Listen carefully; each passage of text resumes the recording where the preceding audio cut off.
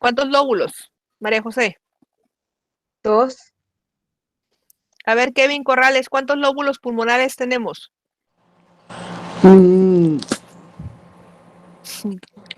2, maestra. Ok, Sonia López, ¿cuántos lóbulos pulmonares tenemos?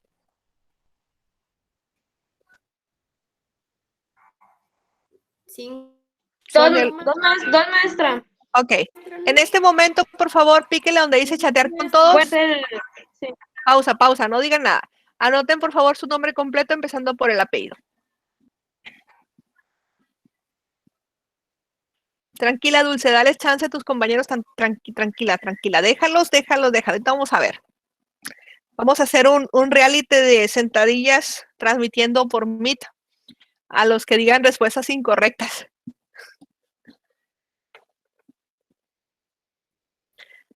Tranquila, Jania, tranquila, vamos a darle chance, espéreme. Mande, Osmara, tranquila, irá, quédate en casa. Perdón, es que... Qué bueno que no estaban haciendo cosas indebidas ahí, porque luego escucha uno cositas raras. Y ya estoy grabando. Ok. A la última persona que se anote aquí en la lista le vamos a preguntar para hablar eso de los lóbulos pulmonares. Yo quiero participar y ya me anoté. Tranquila, Jania. Ok. Yo también, profe. Cassandra, a ver, Cassandra, Ángulo, ¿cuántos lóbulos pulmonares tenemos? 5. 5. ¿Cuántos al lado izquierdo y cuántos al lado derecho? El izquierdo son 2 y el derecho son 3. A ver, Jania, ¿por qué son 2 al izquierdo y no 3 al izquierdo? Porque tenemos del lado izquierdo el corazón. Ok. ¿Estás de acuerdo, Dulce? ¿Que son 5 y que al lado izquierdo son 2? Sí, maestra. Sí, maestra, porque el pulmón izquierdo es más pequeño, porque ocupa espacio el corazón. Ok. Sí recuerdan que pusimos un video hablando de hernia diafragmática y ahí les expliqué yo esas estructuras de los pulmones, que tenemos 5 lóbulos y que en el caso del corazón, del caso del pulmón izquierdo es el más afectado porque las asas intestinales rompen o pueden entrar por un orificio del diafragma que no se cierra y permite que el intestino delgado migre hacia lo que viene siendo la caja torácica. ¿O no vieron ese video de lo que viene siendo, en este caso, hernia diafragmática? ¿Sí lo vieron o no lo vieron? Creo que sí, de hecho dejó un trabajo de él, ¿no? Así es, y eso viene en el examen del viernes, ¿sale? Entonces, esto de hacerlos dudar a ustedes en cuestión de preguntarles un poquito de anatomía, y esto es macroanatomía, o sea, híjole, es difícil pensar que yo estoy estudiando, bueno, que estoy en la licenciatura y que no sepa cuántos pulmones tengo y cuántos lóbulos tengo. O sea, es cultura general y no necesariamente decir medicina o lo que es decir enfermería, es cultura general. Yo creo que si a un niño de cuarto de primaria le pregunto cuántos pulmones son, me va a decir 2. Si le pregunto cuántos lóbulos tengo el lado izquierdo y el lado derecho, me va a decir exactamente las respuestas de Jania y de lo que viene siendo Dulce con respecto a que tengo 5 lóbulos y al lado derecho hay 2 por la silueta cardíaca y por eso el pulmón izquierdo es más pequeño. ¿Ok? Si yo divido lo que viene siendo a nivel de lo que viene siendo las vías respiratorias altas, pues es de lo que viene la tráquea hacia abajo, es vías respiratorias bajas, y de lo que es laringe, faringe, cavidad nasal, esto serían las vías respiratorias altas. ¿Ok? Entonces, las patologías que incluyen la inflamación de vías respiratorias altas, ¿sí? Principalmente van a ser debidas a problemas virales, y en el caso de las vías respiratorias bajas pueden ser complicaciones de un no adecuado sistema inmunológico de estos pacientes que permite que migren estos patógenos, hablando de virus, hacia lo que es la tráquea, los pulmones, y pueden condicionar la infestación de bacterias oportunistas, como viene siendo el neumococo y otro tipo de bacterias que van a condicionar a que su paciente tenga procesos inflamatorios a nivel pulmonar. En este momento les estoy compartiendo lo que es rinofaringitis, Veamos, aquí está lo del resfriado común o catarro, son otros nombres que se le conoce. Las infecciones de vías respiratorias altas van a comprender el 80% de las infecciones y se pueden llamar de diferente manera, ya sea rinofaringitis, amigdalitis, otitis y pues incluso lo que es faringitis o sinusitis. Si está causada por virus, este virus va a ser al estar en contacto con nuestro sistema inmunológico a través de la presencia de lo que son los mastocitos. Este va a condicionar lo que viene siendo procesos inflamatorios, que dentro del cuadro clínico lo pudiéramos nosotros catalogar como cuadros de la respuesta inmunológica o inflamatoria a la histamina, como es rinorrea, estornudos, irritación nasofaringea. Incluso pudiéramos encontrar fiebre de una febrícula, sería temperatura arribita de los 37 grados, 37.8 hasta los 38 grados. Cuando esto llega a alguna bacteria oportunista, esa temperatura puede aumentar incluso hasta los 40. Entonces, hablando de los agentes etiológicos, eso está principalmente por rinovirus en un 30-40% y el otro 40% está compuesto por coronavirus, adenovirus, el virus de la parainfluenza, sincitial respiratorio, coxaje, incluso hechovirus y el virus de la influenza A y B. El otro 20% serían procesos bacterianos. Cuando decimos nosotros que tenemos una rinofaringitis, bacteriana, cuando esta rinorrea cambia de ser transparente a lo que viene siendo la presencia de secreciones mucoides. Cuando el paciente tiene rinorrea mucoide y temperaturas arriba de los 38 grados, entonces decimos que es una rinofaringitis, en este caso bacteriana. Mucha gente dice, ya le maduró la gripa, ¿sí? Y si ese problema no se autolimita, ¿sí? En los primeros de 7 a 10 días, pues sería una rinofaringitis, en este caso, complicada. Entonces, ¿quién causa los procesos inflamatorios? Es una célula que se llama mastocito. En su interior contiene una enzima que es la histamina y es la causante de ese edema, de esa congestión nasal y la producción de moco. Pero repito, ese moco es hialino, es un moco transparente, no tiene por qué ser ni fétido ni mucho menos purulento. Puede verse acompañado también de fenómenos como viene siendo broncoespasmo y la presencia de tos intensa, acompañado de odinofagia o dolor faríngeo. Los signos y síntomas serían estornudos, rinorrea, dolor de la faringe, congestión, edema de la mucosa nasofaringe y la fiebre, pues repito, es una fiebre ligeramente elevada. El diagnóstico lo podemos hacer nosotros por la clínica, sin embargo, ahorita por cuestiones de COVID, nosotros hacemos lo que viene siendo a través de una prueba de un hisopo para aislar al patógeno que nos puede ocasionar los diferentes signos y síntomas, hablando de vías respiratorias. Se utilizaba principalmente cuando nosotros sospechábamos de una bacteria que causa la enfermedad de la difteria, que es en este caso la Bordetella pertussis. El tratamiento es brindar un aporte suficiente de líquidos, calorías, controlar la fiebre por medios físicos, la presencia o utilización de AINES como es el paracetamol y ibuprofeno, mantener permeable las vías aéreas y el reposo. Hablando de la prevención, quedarse en casa, lavarse las manos, mantener un sistema inmunitario en condiciones adecuadas y evitar nosotros diseminar a través del aire lo que viene siendo estos virus. Las complicaciones, otitis, sinusitis, laringotraqueobronquitis, bronquiolitis, neumonía, incluso desencadenar crisis asmática por una respuesta exagerada a la histamina. Las intervenciones de enfermería entonces radican en la orientación a nuestros pacientes, promover el reposo, el aislamiento a los otros miembros de la familia, la aspiración nasal y control de temperatura. Preguntas en lo referente a rinofaringitis o resfriado común o catarro.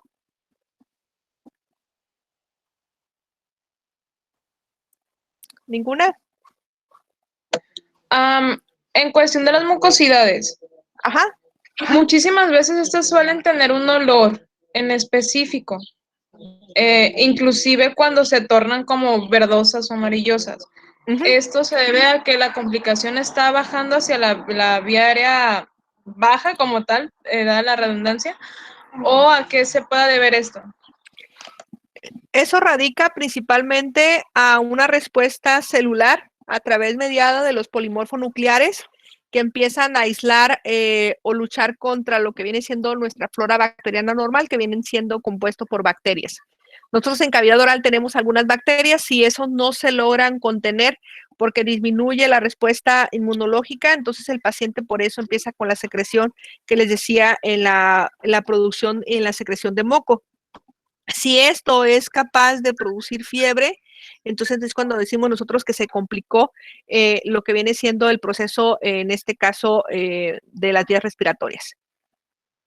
¿Cómo sabemos si está complicando o está bajando, por ejemplo, que se va a pulmón?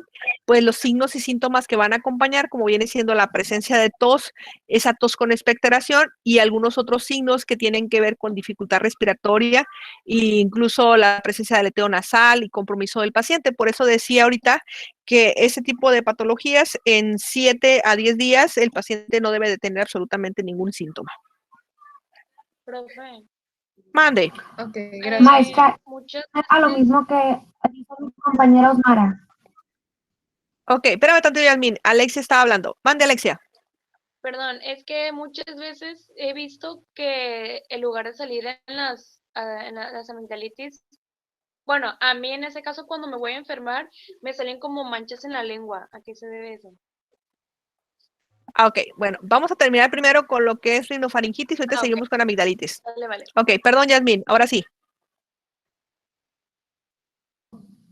Maestra, lo que le decía, referente a lo que dijo mi compañero Osmara, referente a las flemas. Ya ve que hay flemas que unas son como transparentes y otras llegan a ser verdosas. O sea, también nos vamos a fijar ahí por el grado de la infección referente a las flemas o... Ok, una cosa es rinorrea y otra cosa son esputos. Entonces, en el caso del resfriado común, lo que tengo solamente es rinorrea, es el escurrimiento nasal. Si tengo la presencia de esputos, eso es ya a nivel pulmonar. Si yo expectoro y sale así fétido, o sale amarillo, o sale verdoso y huele mal, entonces estoy hablando yo ya de una complicación del resfriado común y tengo que dar antibiótico.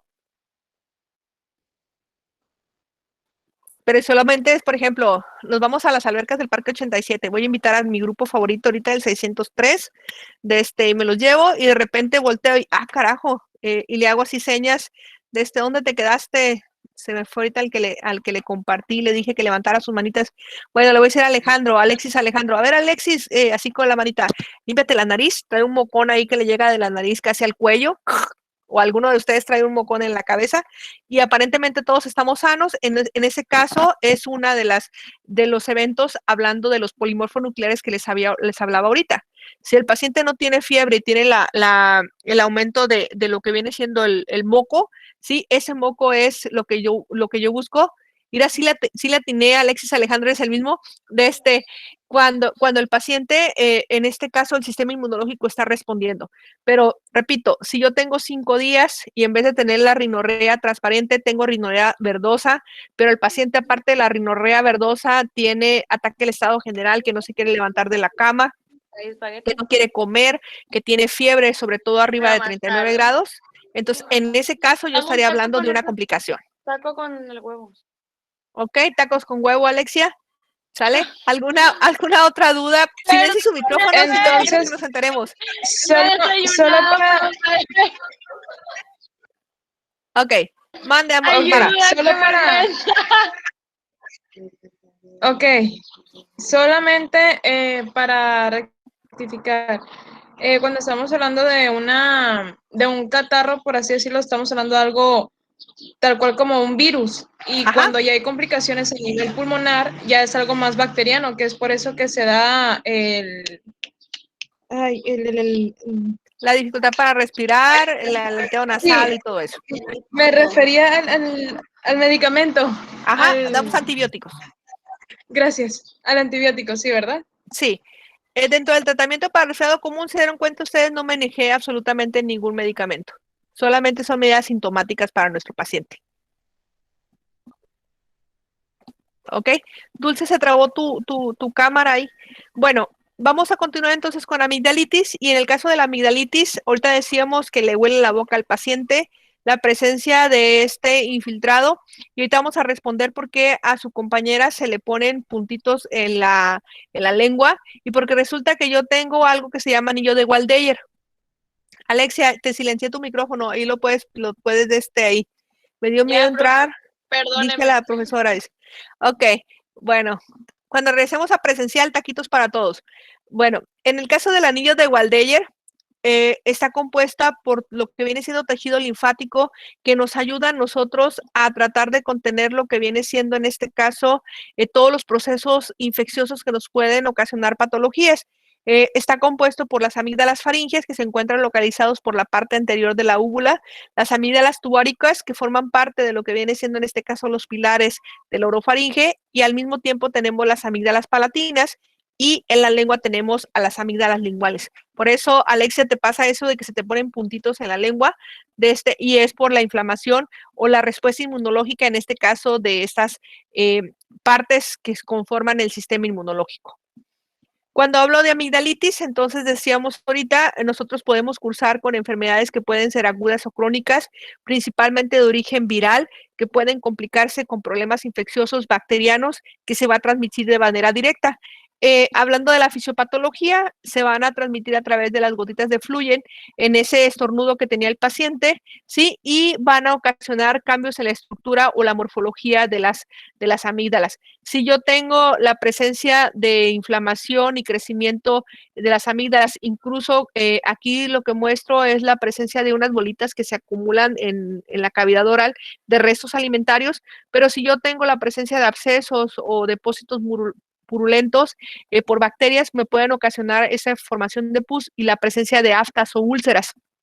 En estos casos, es importante nosotros ver los fenómenos que acompañan a la inflamación de las amígdalas y los agentes etiológicos principalmente van a ser virales en los niños menores de 3 años. Por lo tanto, en estos pacientes no se dan antibióticos, solamente se dan sintomáticos. En el caso de las amigdalitis crónicas, que son los pacientes entre los 5 y 15 años, principalmente son bacterias que forman parte de nuestra flora bacteriana normal, que se sale de control, ocasionando este infiltrado inflamatorio y el aumento de la respuesta de todo lo que tiene que ver el sistema inmunológico. Dentro del cuadro clínico, cuando es de origen bacteriano, la presencia de fiebre es el pilar más importante, hablando de temperaturas arriba de los 39, 40 grados, la presencia de halitosis o mal aliento, dolor abdominal, incluso lo que viene siendo diarrea, dificultad para deglutir, y lo que viene siendo las amígdalas hipertróficas. Si estamos hablando de sintomatología viral, la fiebre es menor a 39 grados, malestar general, anorexia, dolor faringio, incluso estos pacientes pueden presentar más que nada lo que viene siendo tos e inflamación faríngea. El diagnóstico entonces para saber si es viral o bacteriano y si tenemos alguna duda con respecto al cuadro clínico es hacer un éxodo faringio y lo vamos a pedir con antibiograma, de tal manera que nos van a sugerir qué tipo de antibiótico nuestro paciente es resistente o qué tipo de antibióticos a nuestro paciente lo podemos utilizar. Si en ese exudado faringio aislamos lo que viene siendo esta bacteria que es Streptococcus beta hemolítico del tipo A, estamos obligados a realizar un procedimiento quirúrgico que se llama amigdalectomía, solo y exclusivamente en ese caso. Y se hace en los pacientes pediátricos para evitar complicaciones en lo que tiene que ver, en este caso, el procedimiento quirúrgico pudiera ser hemorragias o daño en la mucosa, en este caso, a lo que tiene que ver en las cuerdas bucales.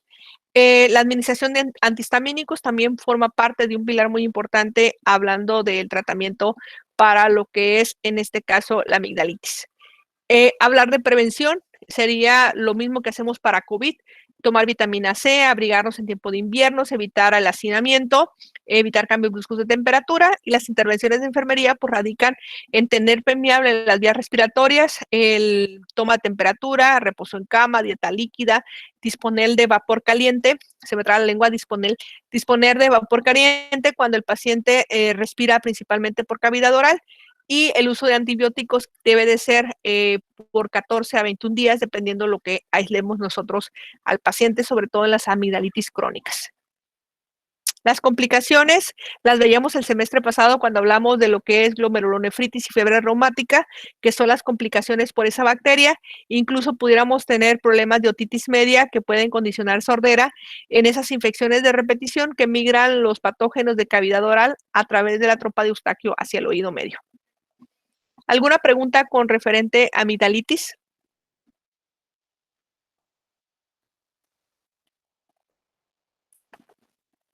¿Preguntas?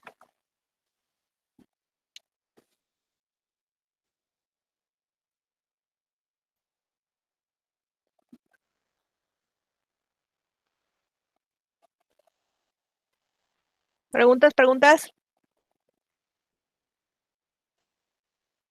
Ya, yo. Ay, es que estaba pasando una ambulancia. En cuestión, por ejemplo, la intervención de enfermera, cuando estamos dando el vapor o el agua caliente para que se, perdón, para que el niño, digamos, es la finalidad, ahí está. La finalidad sería para que afloje el posible esputo que se puede encontrar dentro del organismo o para humectar lo que es el área de la tráquea y de la laringe y así. Así es para funcionar de manera fisiológica la humidificación de las vías respiratorias altas. Eso es lo que buscamos. Si yo tengo aumento de la secreción de moco, bueno, en ese caso lo que voy a dar al paciente que beba suficiente cantidad de agua para que se hidrate y de esa manera el moco se haga mucho más líquido. Ok, gracias, profe. Ok, bueno, entonces vamos a continuar ahora con lo que tiene que ver el tema ahora de otitis. Y ya con esto culminamos lo que vienen siendo infecciones de vías respiratorias altas de una manera muy general. Hablando de infecciones de vías respiratorias altas, esta es pregunta de examen con respecto a cómo divido lo que es el oído medio, el oído externo y el oído interno. Sí, les pido por favor que dibujen este esquema en los cuales el oído externo está compuesto principalmente por lo que es el conducto auditivo externo, lo que viene siendo el pabellón auricular, y colinda con el oído medio a través de lo que viene siendo la membrana timpánica. Ahorita vamos a ver si esta membrana timpánica se abomba, el paciente tiene mucho dolor. El oído medio está compuesto por la membrana timpánica, las partes óseas del oído medio vienen siendo principalmente el martillo yunque y el estribo, y se comunica con cavidad oral a través de la trompa de Eustaquio, y el oído interno tenemos los conductos semicirculares y el caracol. Ojo con esto porque dentro de las infecciones de vías respiratorias altas, hablando de las otitis externas, principalmente vemos nosotros algún impacto que pudiéramos tener el conducto auditivo externo, que pudiera ser por el traumatismo cuando en el paciente pediátrico, por ejemplo, se mete un frijolito a la oreja o se mete algo para rascarse en la oreja, o en el caso de ustedes o los adolescentes, el uso de los dispositivos como vienen siendo los auriculares, ahorita en cuestiones de tecnología. Si esto se inflama y se deteriora, el paciente puede tener diferentes signos y síntomas, como viene siendo la hipoacusia, que puede ser leve a moderada, y ocasionalmente la presencia de secreción acuosa dentro de lo que viene siendo el oído externo.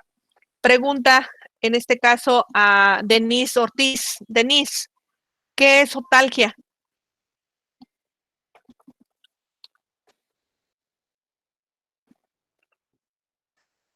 Denise.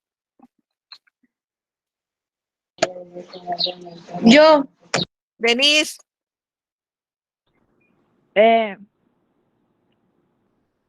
No sé qué es. Ok, gracias, Denise. Yo, profe. Aguántame, Osmara, mi amor, espéreme, sí quiero ver quién está dormido. Montserrat Villegas, por favor, ¿me puedes decir qué es hipoacusia?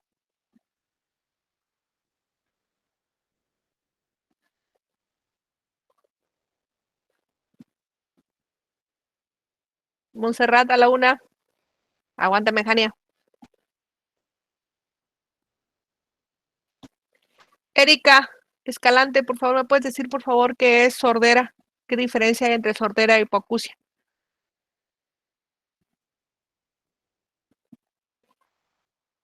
A ver, Dana.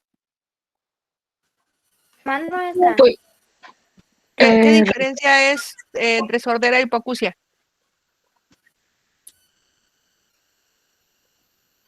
Que en lo que es la sordera es el usar el sentido del oído. ¿Y la hipoacusia? Y es una pérdida de la capacidad. Es una pérdida de la capacidad auditiva. Ok. Yo ver, más, Dana. ¿Sí, Dana? pues que esta sordera, pues es temporal, o sea, es para siempre. Y la hipoacusia es algo parcial, ¿no? O sea, es algo que puede durar un tiempito nada más. Ok, bueno. A ver, Osmara, arráncate con una nada más. Déjame las otras para Jania y para los otros compañeros. Ok, la otalgia era el dolor en la parte interna o externa del oído, pero esto lo que produce es que puede interferir al escuchar, pero no se puede denominar como tal una sordera. O sea, es un dolor que imposibilita el hecho de escuchar perfectamente o, digamos, se pone como sensible el oído. Ok, perfecto. Si yo tengo una inflamación de lo que es la membrana timpánica o el conducto auditivo externo y yo la tracciono ligeramente el pabellón auricular, al paciente se le produce dolor. Por ejemplo, utilizar lentes, utilizar lo que viene siendo dispositivos, hablando de los tapones auditivos, o incluso colocarse ahorita para el cubrebocas, al paciente le genera muchísima molestia, muchísima incomodidad y dolor, que incluso en los pacientes pediátricos normalmente se asocia con mucho llanto y desesperación que no pueden conciliar el sueño. Esa es notalgia. Ok, Hania, arráncate con una nada más de las que faltan. Pues ya las dijeron, ¿no? Bueno, ¿vas a dejarla ir? ¿Cuál digo? ¿Cuál digo? Hipoacusia. ¿Otalgia? No, otalgia la dije yo. Y bueno, también la dijo Osmara. Ok, hipoacusia. Hipoacusia es maestra, solamente la disminución del oído, o sea, del dolor y eso. Es pérdida auditiva, pero Es la pues sordera- temporal. Es la sordera Poco. parcial. Ajá. Ok, a ver, Dulce. Es la sordera parcial, maestro. Pues hay una disminución pues de la escucha, Ok. pero parcialmente. No es tan grave como la sordera, que es la pérdida total de la audición. Ok. Por cuestiones de definición, sordera es la pérdida total de la capacidad para escuchar. En ocasiones puede ser irreversible, ¿sí? Pero yo puedo quedarme en un paciente que no escuche de un oído, por ejemplo, si trae un tapón auditivo, si trae los auriculares. Ese paciente está sordo durante ese momento, por eso le repito el concepto de sordera irreversible, que pudiéramos incluso tenerla nosotros en la utilización de ciertos fármacos. Y no solamente de manera mecánica, sería el poner nosotros un tapón en el oído. La hipoacusia es la pérdida la disminución de la capacidad para escuchar y el otalgia es la presencia de dolor en el caso de lo que viene siendo el oído. Ojo, por favor, en el caso de la hipoacusia, así como la sordera, puede ser mecánica o puede ser física. ¿Qué significa si es mecánica? Si yo tengo en este caso la destrucción de la membrana timpánica, no se impregna el sonido ahí y no da información, o tengo un tapón o un cuerpo extraño del conducto auditivo. Pero en el caso de la sordera, si lo que yo tengo es la destrucción de las estructuras como viene siendo el caracol, la ruptura del nervio auditivo, la comunicación que se está perdiendo por fatiga en lo que viene siendo el oído interno, ahí ojo con eso porque va a ser irreversible. Entonces, ese tipo de conceptos ustedes los tienen que manejar muy bien para que le expliquen a sus pacientes, sobre todo en base al tratamiento y el manejo que le vamos a dar. Vean, por favor, esta es la imagen que yo necesito que me dibujen para que hagan ustedes la fisiopatología de la otitis. En el caso, vean la diferencia de un paciente pediátrico a un paciente adulto. La cavidad oral, tanto lo que es la nariz como cavidad oral, se comunican con la trompa de Eustaquio, ¿sí? Y recordemos, por favor, que la trompa de Eustaquio comunica el oído medio con lo que viene siendo en la membrana timpánica impregna hacia el oído externo. Sí, en este caso las bacterias que están atrapadas en esa trompa de Eustaquio van a hacer que nosotros tengamos mucho dolor y por supuesto los procesos inflamatorios muy severos. Si esa membrana timpánica que se encuentra abombada y llena de pus en el oído medio, la comprime hacia el exterior, pues puede ser tan potente que incluso puede ocasionar que se perfore y el paciente presente un fenómeno que se llama otorrea. ¿Ok? Entonces la otorrea es el aumento de secreción a través del conducto auditivo externo, ¿sí? De lo que se encontraba dentro del oído. Sí, principalmente tenemos ese fenómeno de infección. Ahorita decíamos rinorrea, que es el aumento de la secreción de moco a través de la cavidad nasal. Aquí tenemos moco por lo que viene siendo el conducto auditivo externo. Eso nos puede condicionar a nosotros complicaciones muy severas, como viene siendo meningitis, abscesos cerebrales, incluso parálisis del par craneal, erosión del hueso y lo que tiene que ver en ocasiones al paciente que puede perder incluso la vida por solamente una infección que nosotros debimos haber tratado.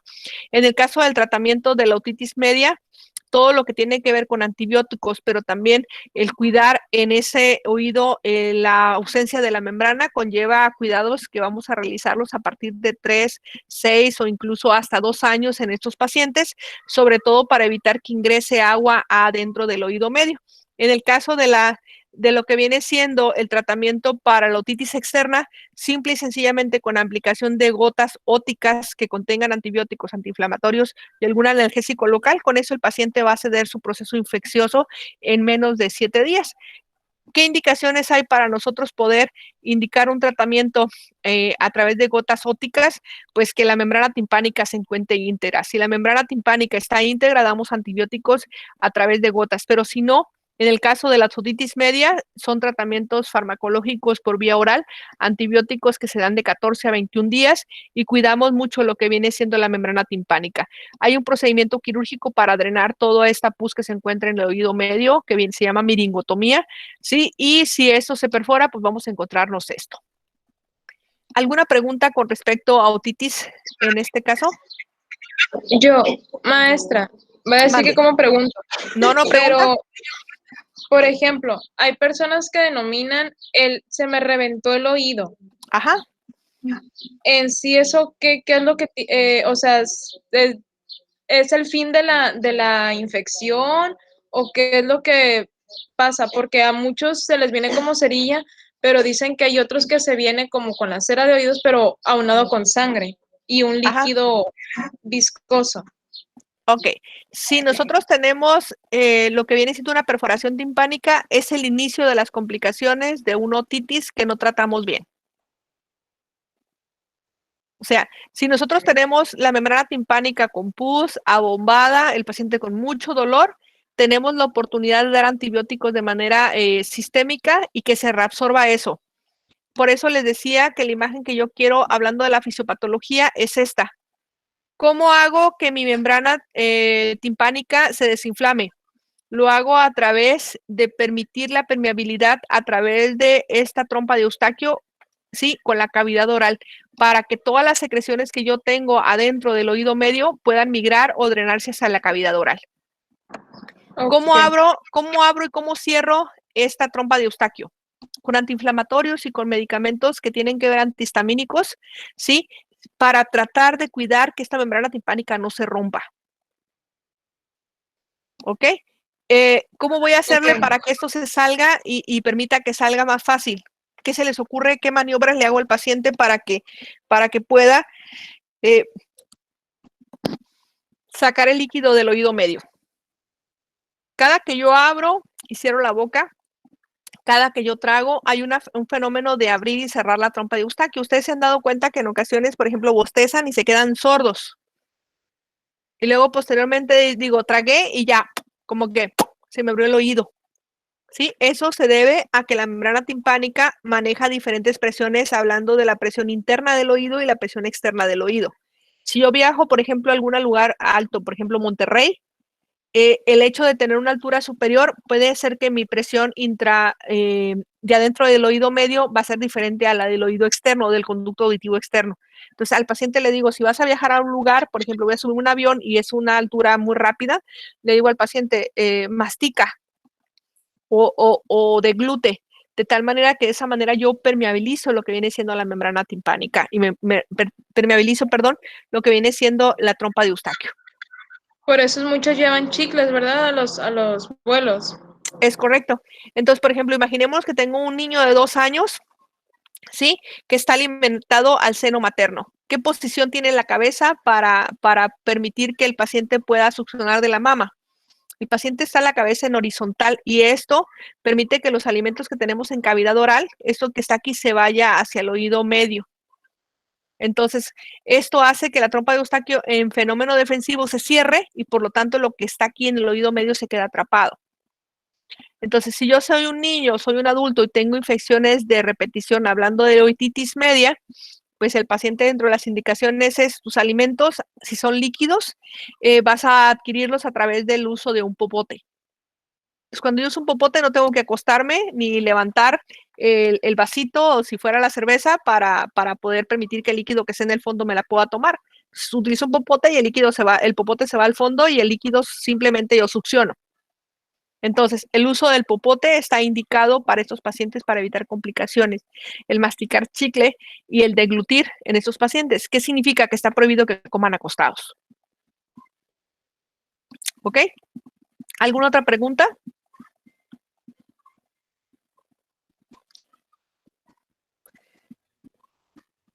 Mande, Dulce. Referente al dibujo. Ajá. En el dibujo, pues yo lo comencé, puse la estructura del oído donde pues se miraba el caracol, la trompa de Eustaquio. Solamente hice la trompa de Eustaquio pues más inflamada, porque pues así es como se ve la otitis. Entonces, pero no puse solamente dibujé la estructura del oído. ¿Está bien así? No, porque principalmente la parte que está afectado es el oído medio y no donde es el caracol. Maestra. Espérame tanto, Carolina. Dulce, ¿me expliqué?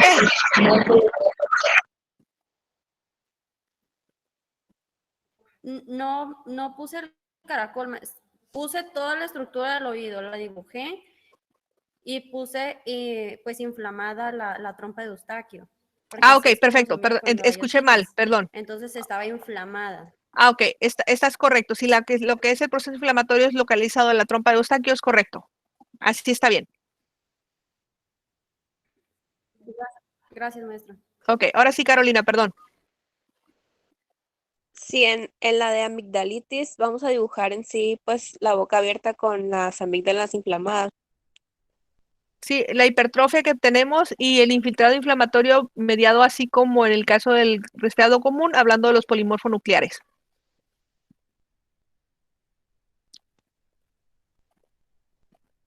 Ok, Entonces, maestra, gracias. En la de amigdalitis, como lo comenta mi compañera, sería poner pues la boca abierta con las amígdalas inflamadas y como se miran como si fueran unas bolitas amarillas y en otras como rayos y también toda la cavidad como inflamada, donde está la garganta y la campanilla. Así es, la úvula y la orofaringe. Ok, ¿alguien más? Gracias. Gracias, Dulce, a ti. Ok, jóvenes, entonces nos vemos el próximo martes. Cuídense mucho. Ahorita les comparto el enlace de este video. Ok, maestra.